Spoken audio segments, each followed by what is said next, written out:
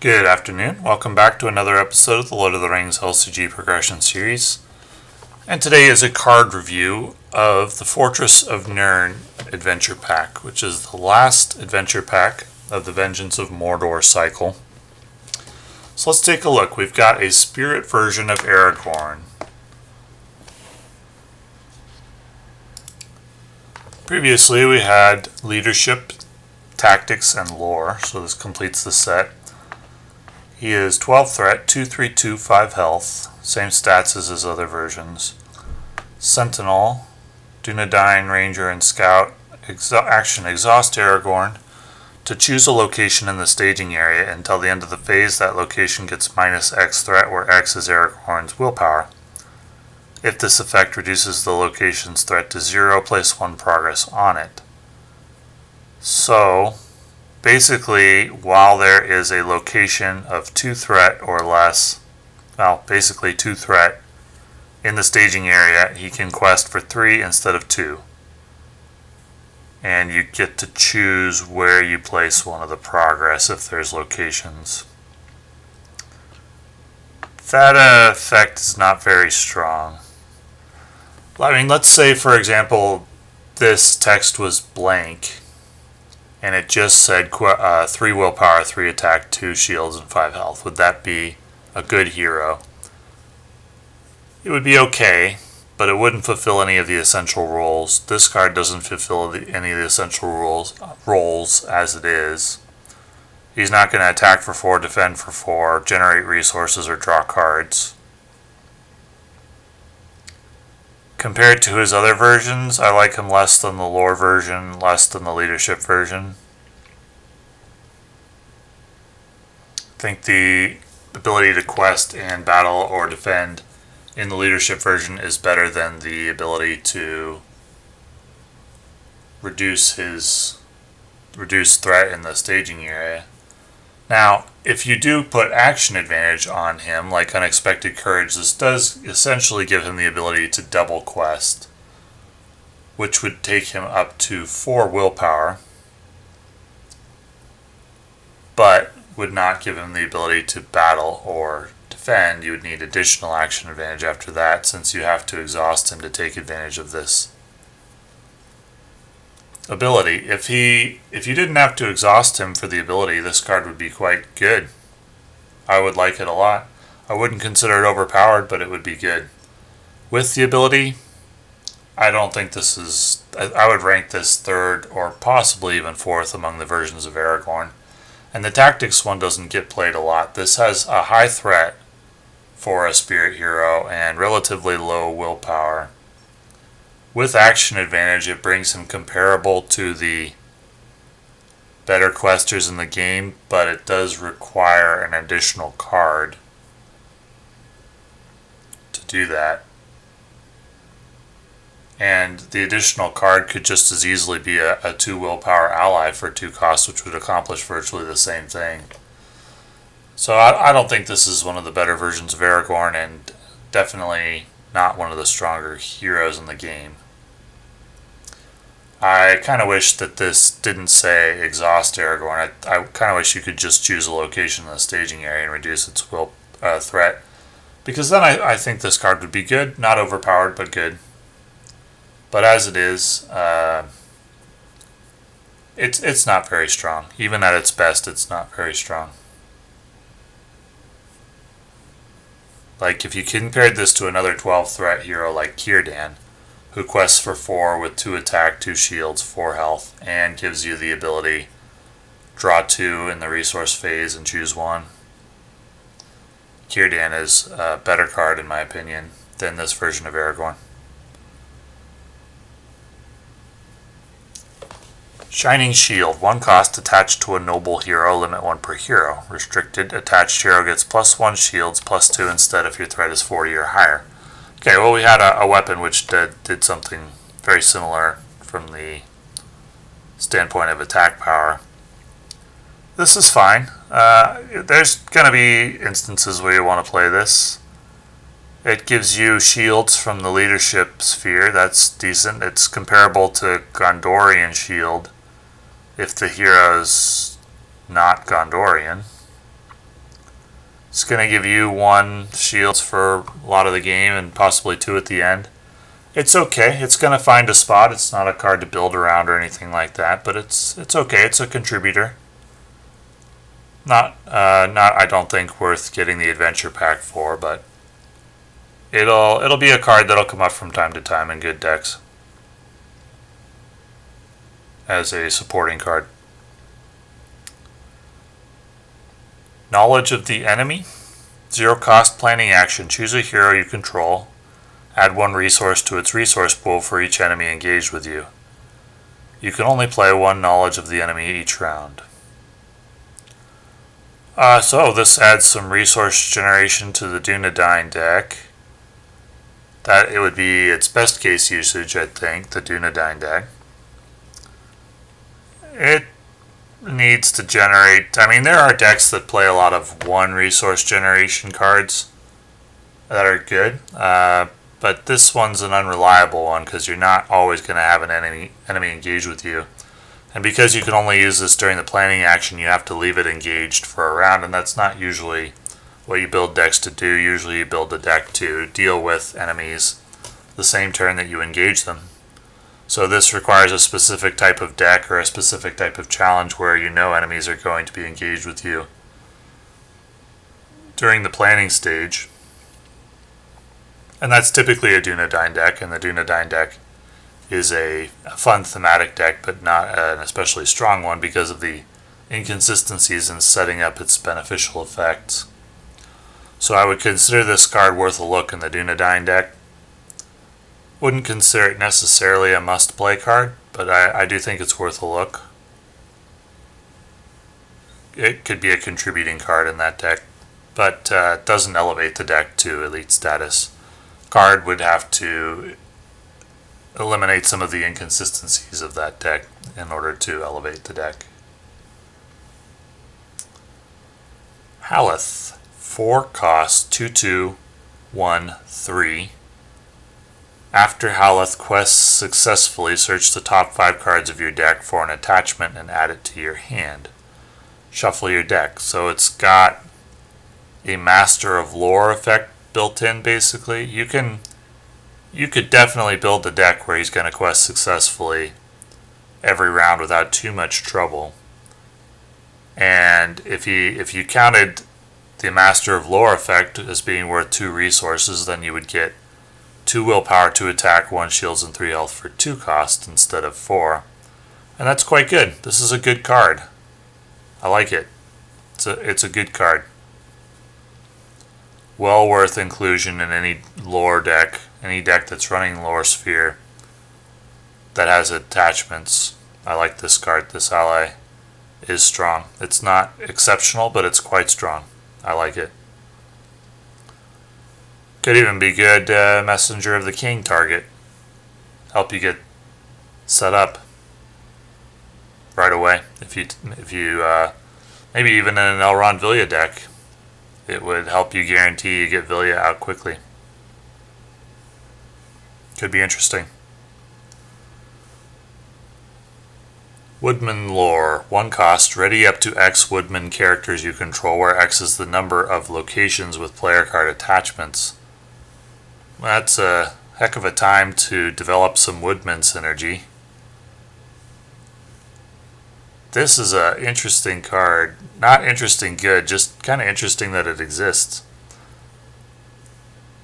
So I think you'd need to ready at least 2 characters for this to be good.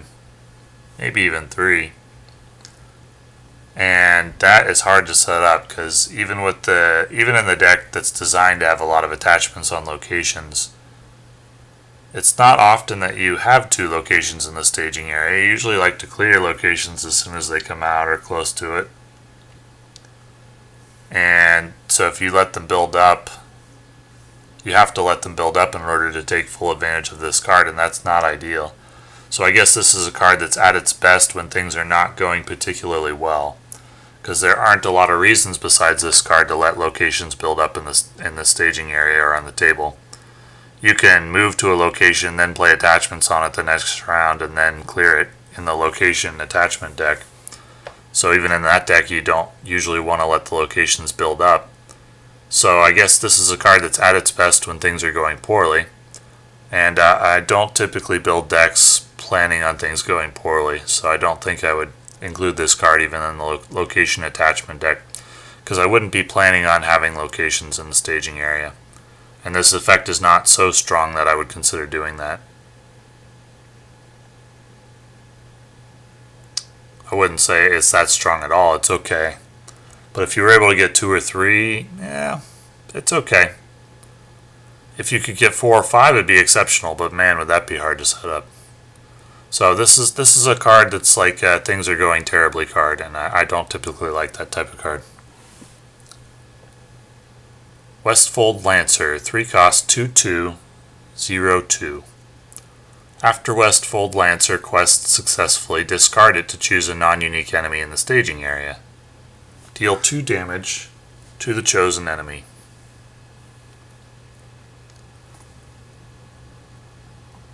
Interesting.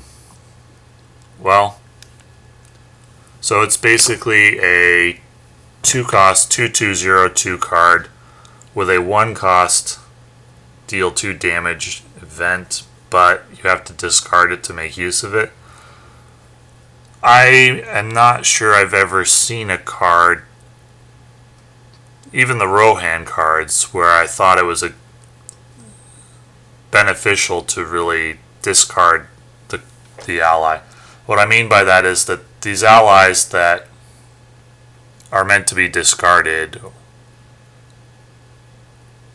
discarding the card turns it into a non-permanent effect, and in order to turn a permanent effect into a non-permanent effect and have that be a good thing, requires you to set up synergies that benefit off of discarding your cards or removing them from the table in some way. And such synergies are not that so common or so powerful that it's easy to make this worthwhile. Now, 2 damage to an enemy is in the staging area is okay. This effect relies on you having an enemy in the staging area after you've quested successfully, which could mean it just came out of the encounter deck. But the thing about dealing 2 damage to an enemy is, if you leave this on the table, it can do 2 damage every round. So in what circumstance would it be good to discard this to deal 2 damage? It'd have to be an awfully powerful enemy you were finishing off. Which is why I say that you need the discard synergy in order to make cards like this good, because the effect alone is not good. 2 damage every round from attacking with this card is better than dealing 2 damage once. So you would only use its discard effect if you had discard synergy, and that's not easy to set up. It takes a number of combo cards to make it strong. Because non-permanent effects are so much worse than permanent effects, you would need very strong discard synergy to set that up, and that's not easy to come by. Which is kind of why the Rohan deck remains, to this point at least, a fun thematic deck, which is a bit disappointing because I really like the idea of Rohan. But the synergy just never got to the point where it became very powerful to discard your cards. You would need very, very powerful effects to make that worth it, and it just never really manifested. So Rohan remains a fun thematic deck, and this card certainly does not change that, but it could be a card you want to put in that deck. Tireless Thoroughbred, 2 cost attached to a warrior. Attached character gains ranged and sentinel. Completely useless in solo play. In multiplayer, it's a team card. You can be a good team tactics player with this card and help out your fellow players who are needing to engage characters, and you can help them out with one of your powerful characters. Useless in solo though, and I don't necessarily think I would run this in multiplayer even. I haven't seen a card so far or an interesting combo that made me want to add traits to characters, or at least to play a card that does that. Because card slots are pretty valuable, and this would be a bit of a disappointment to draw it early, for example. So, yeah, it's probably a card that's more focused on like fun decks. Building the combo you want to build the way you want to build it, that kind of thing. And then this'll help you do it to accomplish something specific without compromising your thematic build, that kind of thing. That's how I imagine this card anyway. But certainly useless in solo play. Misty Mountain Journeyman, 1 cost, 2 willpower, 0/0/1. You cannot play Misty Mountain Journeyman from your hand unless you're engaged with an enemy. It's a Dunadine scout. Well, it's pretty clearly intended for the Dunadine deck. We now have a few cards from this expansion that seem intended for that deck. Knowledge of the enemy, Misty Mountain Journeyman, possibly Aragorn. I don't think that's specifically intended for a Dunadine deck. It could fit in that deck. Dunadine's always been like a fun thematic deck to play. It's just never been very strong, or never been elite, I should say. It's been strong, but never been elite because of the inconsistencies of setting up with enemies engaged with you. But it's always been fun, and so I'm not sad to see the synergy developed more. A Desperate Path, 2 cost. At the end of the staging step, discard cards from the top of the encounter deck until you discard a Treachery. Resolve its when revealed effects to ready each of your questing characters. Each of your questing characters gets +1 willpower until the end of the phase. Interesting. But not... Well, it depends on the when revealed effects of the Treachery, right? Because when revealed effects of Treacheries tend to be pretty nasty. I mean, in some cases, you could get a when revealed effect that's... A lot of cases, well, not a lot, but and definitely in some cases, you could get a when revealed effect that's -1 willpower for all of your characters, and like a doomed one. In which case, not only did you spend two resources, but you actually did nothing except give yourself 1 threat. So there are definitely situations where the +1 willpower for each of your questing characters is not good enough to overcome the when revealed effects of the Treachery. And this card will not only do nothing, but waste 2 resources, and possibly even hurt you. This reminds me of the card Bilbo's Plan from last adventure pack, where it can possibly be bad for you. So a high variance card, this has, I would say, a higher upside than Bilbo's Plan did. It's more playable. But a high variance card, high in inconsistency. So I don't think I'd play this in any serious deck, and I'm not sure it would be that fun to play in a fun deck either, because it doesn't feel good to play a card that actually hurts you, and you're just like, oh, why did I play this? Maybe good for a laugh with your friends, but I don't think this is a card I would include in any deck that I can think of.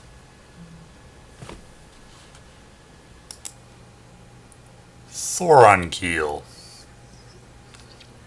3 cost, neutral, attached to a non-fellowship, non-Baggins hero you control. After you attach Thorongil to a hero, search your collection for a different non-fellowship, non-Baggins version of that hero, and attach it to Thorongil. While Thorongil is in play, attached hero gains the game text and resource icon of the attached hero card. If Thorongil leaves play, remove the hero card attached to it from the game. Interesting. That's very interesting. Well, first, the value of an additional resource icon is basically 1. That's what it costs in one of the songs. So it's 2 resources to give you an ability, a new ability from one of the heroes. Well, obviously it depends on which hero you're playing. Some of them don't have alternate versions. This would certainly be good on pretty much any version of Aragorn. Boromir, I would say this would be good on. Diane Ironfoot, this would be good on. Denethor, it would be good on. Maybe Eomer. It definitely on Spirit Eowyn. Be phenomenal on her. Possibly on Faramir. Possibly on... maybe on Glorfindel. Interesting. Would Grimbeorn and Bjorn be considered different versions of the same champion?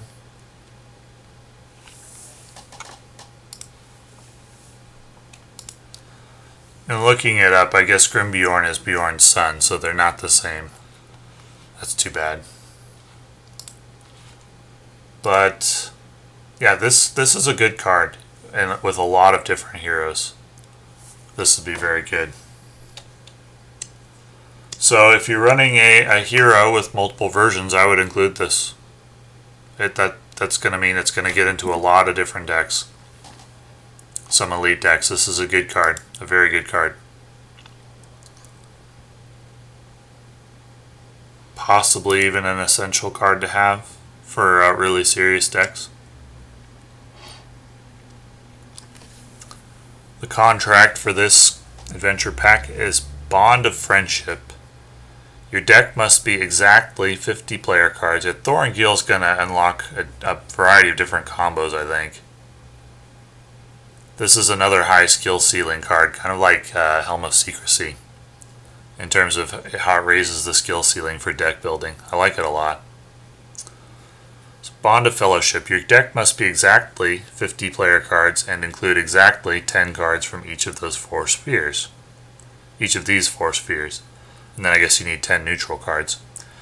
You cannot include more than 2 copies of any card by title in your deck. When choosing your starting heroes, you may choose 4 instead of 3. Each of your heroes must belong to a different sphere. Okay, so they saved the best for last. 4 heroes instead of 3 is a huge, huge, huge advantage. And the caveats in this quest of not being able to include more than 2 copies of any card, that's not as big a deal as it once might have been, now that there are so many good cards available. And the 10 from each of the 4 spheres is an interesting challenge. I don't think it's a major drawback. I'd consider it a minor one. I think this is the best contract. I think the best decks in the game are going to be decks designed around this contract. I think it's going to surpass every other option for building a deck capable of taking on all quests in the game, because of the versatility that 4 heroes offers you for taking on different challenges, in addition to the additional resource icon. Now, there are another limitation which isn't listed here, which is threat, because you are going to be taking threat from 4 heroes instead of 3. So you kind of need to include one of the really powerful low threat heroes such as Glorfindel or Tactics Eowyn or something like that. At least one of them, possibly both, in order to make the threat work. But that's not too big a limitation, because those cards are so powerful. If there weren't any powerful low threat cards, this would be a bigger deal. But this is a very, very good contract. The best contract in the game, in my opinion, and the best decks in the game as of right now, in my opinion, are going to be built around Bond of Friendship. And therefore it would be worth buying this adventure pack even if this was the only card in it. But you also get Thorongil and Halith, and possibly Spirit of Aragorn might make an appearance somewhere. But Bond of Fellowship's where it's at. This unlocks so many possibilities that I can recommend this adventure pack for this card alone, for sure. Strongest contract, and the strongest decks in the game are going to be built around this contract, in my opinion. So, that brings us to the end of the cards released by Fantasy Flight Games. we will be getting into the cards released by the community, the long expected party cards, and I'm looking forward to those cards and those quests. And I'll be trying to build a deck capable of taking on all the quests in the game without any changes to it. I'll be trying to come up with at least a combination of heroes that is original or that I haven't seen on RingsDB already. And also be making some ranking videos, ranking the heroes, the cycles, which adventure packs are good to buy, some buying guides and that kind of thing. So, thank you for watching, and next video will of course be a playthrough of the quest for Fortress of Nurn. Thanks for watching.